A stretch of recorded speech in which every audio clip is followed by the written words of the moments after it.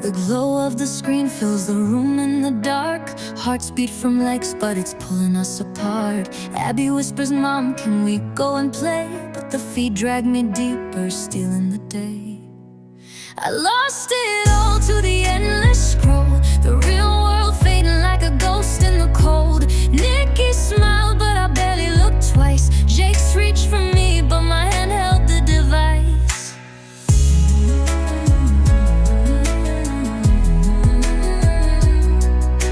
Music box hums a tune of regret. Every ping, every ding, a bond I forget. 100 hearts, but none that are real. While my kids sit lonely, I forget how to feel.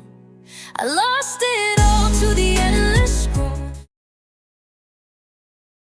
In the fall of 1994, two friends, Teresa 17 and Summer 18, were working in the sales department of a local distribution warehouse when two Army GIs were hired on in the production department part-time.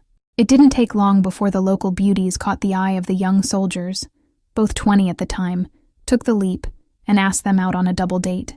Both accepted the invite, and the four bonded quickly over a night of cards and pizza.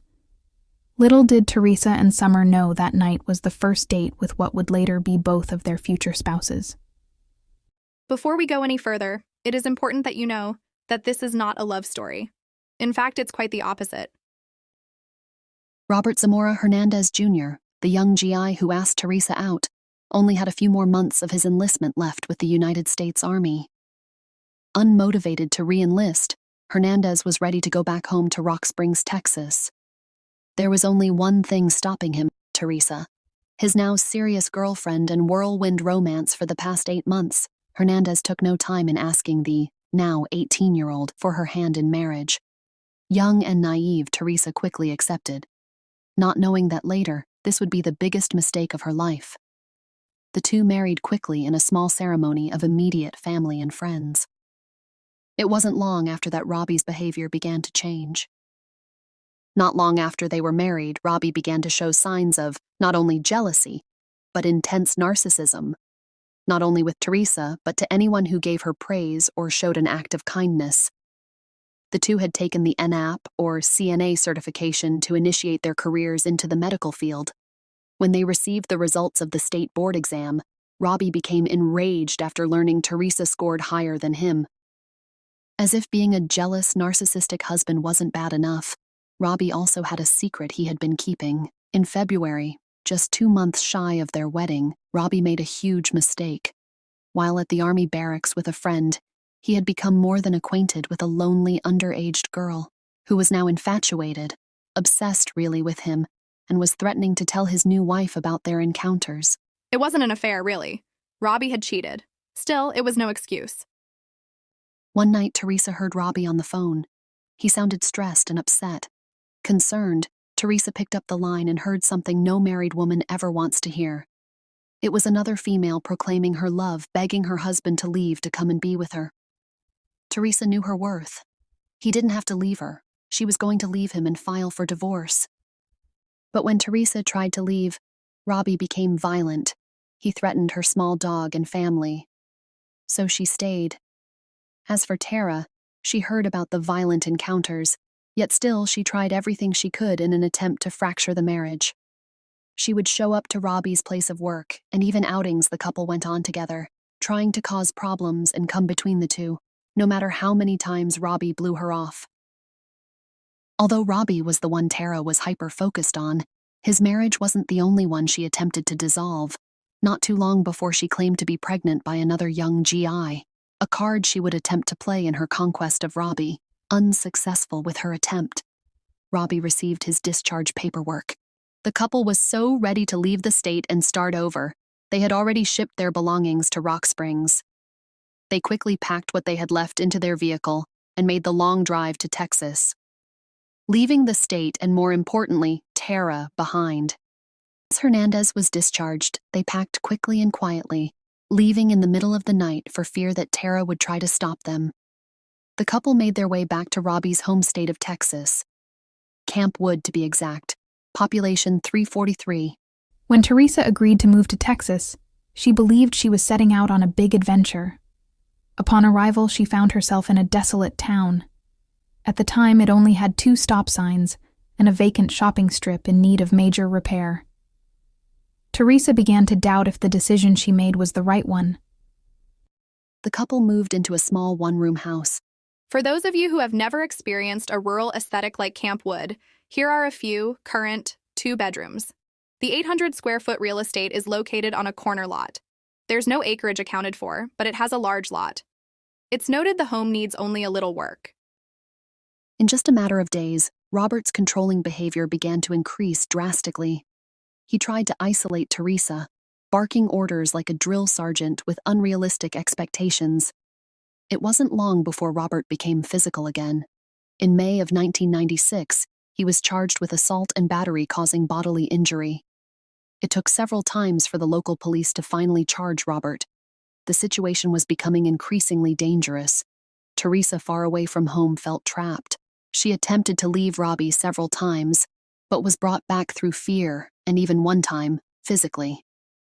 He stalked her at work, even broke into her house and waited in the dark for her to come home.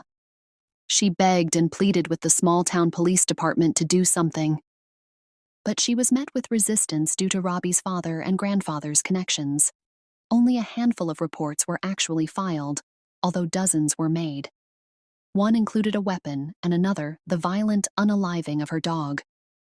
After another terrible encounter with Robbie, Teresa was lost. She had no one. No one, that is, until a friend from work, Genevieve, who had witnessed Robbie's abuse towards Teresa firsthand, offered her a place to stay until she could catch a flight back home. Teresa graciously accepted.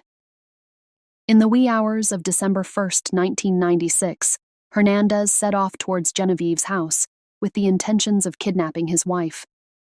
Upon arrival, Hernandez flattened the back tires of the Ford Festiva sitting in the front yard. He then found an unlocked window which he managed to crawl through. Once inside, he disabled the telephone in the kitchen and creeped into a dark corner. Genevieve heard the commotion and went to investigate. Only holding a small child's Nerf bat, she approached the large, shadowy figure, when Hernandez lunged with a knife in hand. Teresa heard Genevieve scream Robert's name, followed by screams of sheer terror. She ran as fast as she could to the neighbor's house for help. Genevieve fought hard. The crime scene revealed a horrific struggle. In an attempt to save her 4-year-old child and seek safety, already bleeding and badly injured, Genevieve ran toward her bedroom. Hernandez, in an intense rage, ran after her, continuously attacking. Genevieve tried to fight, breaking the handle to the Nerf bat.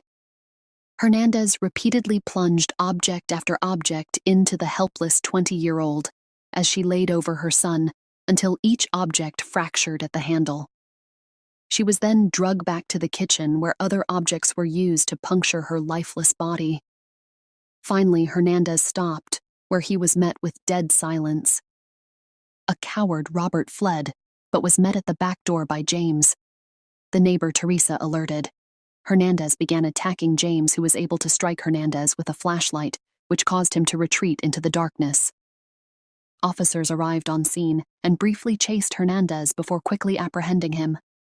Deputies obtained a red backpack at the scene, which Hernandez discarded during the pursuit. Once Hernandez was apprehended, Teresa, James, and his wife Marilyn made their way back to Genevieve's in an attempt to render aid. But it was too late. Her lifeless body was laying face down on the kitchen floor. The officers were immediately told that Genevieve had young children and that they were believed to be in the house.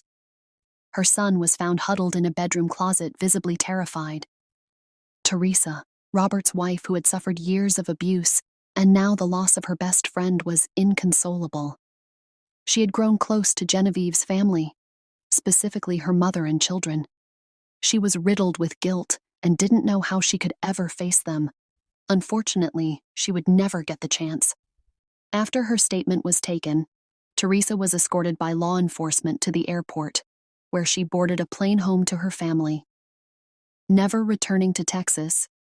Meanwhile, back at the police station, Hernandez fully confessed. There was a mountain of evidence stacked against him. Not only were there several eyewitnesses, he was found covered in blood at the scene. All 5 murder weapons were also found there, 2 of which were on him, and the handwritten letters he aimed to plant in an attempt to frame his wife.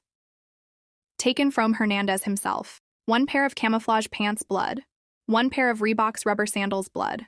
Light brown t-shirt, blood. Camouflage fatigue top long sleeve shirt, blood. Pair of olive green socks. 1 watch, blood. Pair of underwear, black, red. Blood evidence taken from Hernandez's physical body. Blood stained from left hand thumb. Blood stain from left palm. Blood stain from top of left hand. Blood stain right hand palm. Blood stain from top of right hand.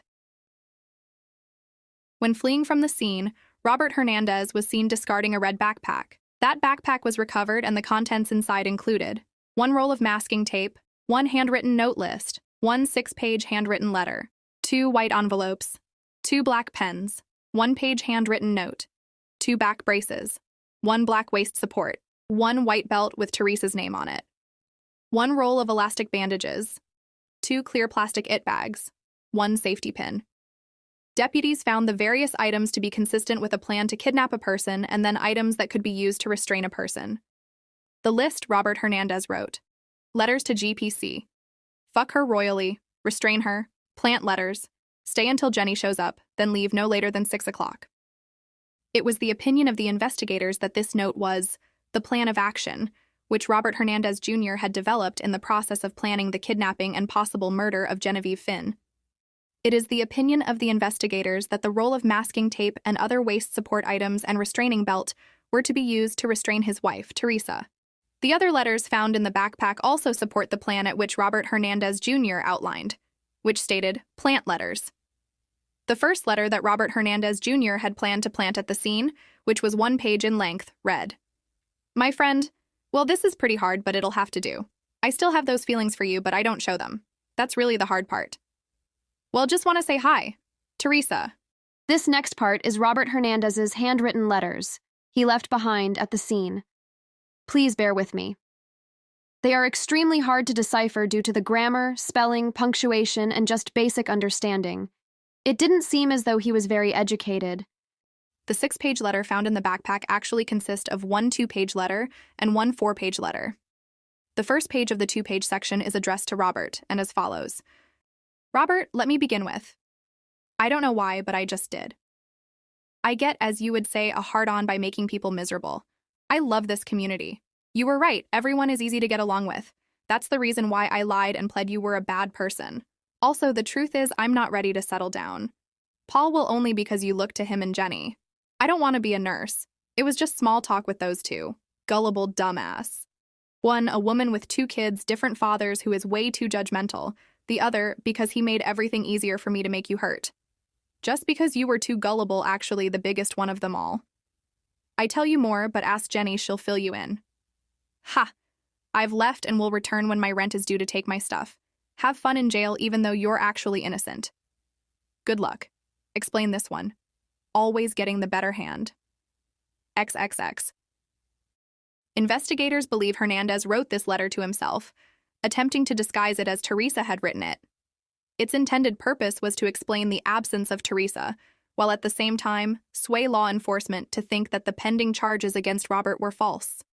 Robert was facing time after being charged for assault battery and assault and battery causing bodily injury. Blank. Time to be honest, I would have told you today, but it just didn't seem right. This is a chicken shit way to do this, but hey, it works. I have lied to you from day one. XXX never did anything wrong to me, except love me too much. Robert has been the perfect husband, and I just didn't want to be tied down. You and everyone else made it easy for me to make my exit and end this chapter of my life. I can't believe y'all bought my stories from day one. I was too easy. It blew my mind when you would believe me, an outsider to someone you've known all your life. Too easy. Paul, well, he has nothing I would ever want compared to what I had. Looks Robert wins, body Robert wins, and being trustworthy. Robert wins. Robert may have been miserable, but he would have never messed around on me. Everybody in this one-horse town made it easy because y'all are too gullible. The reason I ever mentioned Paul was because Robert looked up to him and you too. He wanted to be like you and Paul because he said you had on straight. You see, my pleasure is watching someone be miserable. But when Robert started to become a better aide than me, I hated it. especially when I knew that once he took the med aid class he would pass, and I wouldn't. It's no big thing, but he is smarter than me. The other thing is for about 3 months on my day off when he was working, I slept with anyone, even his family, Jesse. I guess I screwed 9 different people and nobody did it right but Robert. I guess that's all I'm going to miss from this time, but shit happens. I've gone with Josh, and he is taking me to Georgia to be with my family until I find another sucker. He's a guy from Uvaldo who I've been seeing regularly. I'll be back to get my stuff and make my quitting right, but I've sucked the life from this person, so my deed is done. I would have stayed, but now that he is going to jail, it's going to take the fun out of it. Thanks for making this easy. Ha. Ha. XXX. That was brutal to read. The narcissism behind those letters was nauseating. Robert Hernandez Jr. went there that night to kidnap his wife and murder. Genevieve wasn't supposed to be there that night. Sadly, that wouldn't have mattered. Like his letter said, he would have waited for her to come home. Had local law enforcement looked at the seriousness of the situation versus the longevity of personal relationships, maybe Hernandez would have been put away sooner. But even so, domestic violence laws are decades behind. They are now, and even more so, then.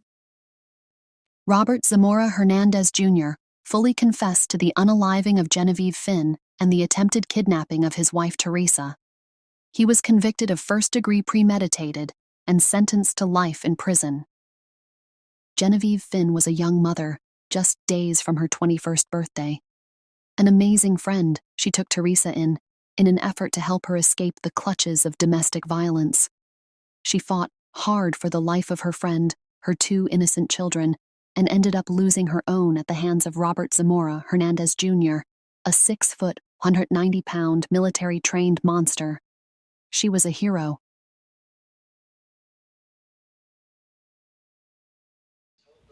I'm in outer space, 'cause I'm an astronaut, and I hope I'm leaving a trace.